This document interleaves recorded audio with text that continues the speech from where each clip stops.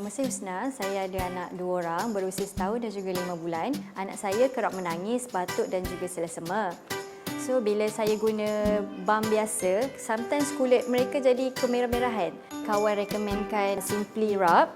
Saya dah guna and anak saya lebih relax and tenang dan tak selesema lagi. Lepas mandikan adik, saya terus sapu kat bahagian hadapan dan juga belakang. Kemudian kadang-kadang saya terlupa nak sapu kat kakak pun datang nak juga sebab best sangat.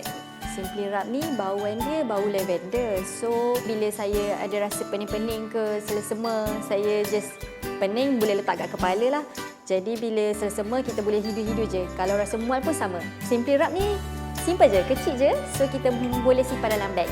Saya syorkan kepada ibu-ibu kat luar sana yang mempunyai masalah asma, selsema, batuk untuk dapatkan SimpliRub kerana ia sangat-sangat berbaloi, boleh digunakan untuk satu keluarga.